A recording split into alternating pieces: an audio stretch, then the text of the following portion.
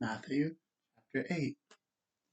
When he came down from the mountain, large crowds followed him. Right away, a man with a serious skin disease came up and knelt before him, saying,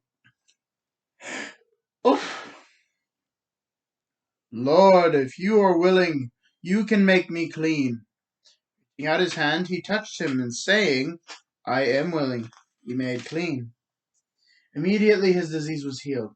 Then Jesus told him, "See that you don't tell anyone, but go and show yourself to the priest and offer a gift that Moses prescribed as a testimony to them." When he entered Capernaum, as some say it, a centurion came to him, pleading with him, "Lord, my servant is lying at home paralyzed, in terrible agony. I will come and heal him," he told him. "Lord," the centurion replied, "I am not worthy to have you come under my roof, but only say the word and my servant will be cured. For I too am a man under authority, having soldiers under me. I say to this one, 'Go,' and he goes, and say to another, 'Come,' and he comes, and to my slave, 'Do this,' and he does it." Hearing this, Jesus was amazed, and said to those following him, "I assure you, I have not found anyone in Israel with so great a faith. I tell you that many will come from east and west and recline at the table of Abraham, Isaac, and Jacob in the kingdom of heaven, but the sons of the kingdom will be thrown out into the outer darkness, in the place where there will be weeping and gnashing of teeth." Then Jesus told the centurion, "Go, as you have believed, let it be done for you." And his servant was cured at that very moment. I keep forgetting to slow down. Then Jesus went into Peter's house. He saw his mother-in-law laying on the bed with a fever. So he touched her hand, and the fever left her. Then she got up and began to serve them. When evening came, they brought to him many who were demon-possessed. He drove out the spirits with the word and healed all who were sick, so that what was spoken through the prophet Isaiah might be fulfilled. He himself took on our weaknesses and carried our diseases. Then Jesus saw large crowds around him. He gave the order to go to the other side of the sea. A scribe approached him and said, "Teacher, I will follow you wherever you go." And he told him, "Foxes have dens and birds of the sky have nests, but the Son of Man has no place to lay his head. You follow me, you're harmless."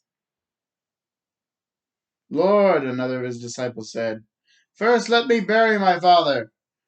And Jesus told him, "Follow me, and let the dead bury their own dead." Likely a Jewish custom. Likely this is referring to a Jewish custom where you wait until the relative has died, as they are very old, and then bury them.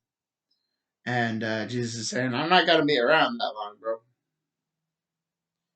As he got into the boat, his disciples followed him. Suddenly a violent storm arose from the sea, so that the boat was being swamped by the waves. But he was sleeping. So the disciples came and woke him up, saying, "Lord, save us! We are going to die." But he said to them, "Why are you so fearful, you of little faith?" And then he got up and rebuked the wind and the sea. Shush! And there was a great calm. And the men were amazed and asked, "What kind of man is this? Even the winds and the sea obey him." My nose is so itchy. Oof. And he had come to the other side, to the region of the Gadarenes. Two demon-possessed men met him, and they came out of the tombs. They were so violent that no one could pass that way.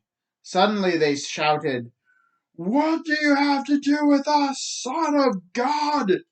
Have you come here to torment us before the time?"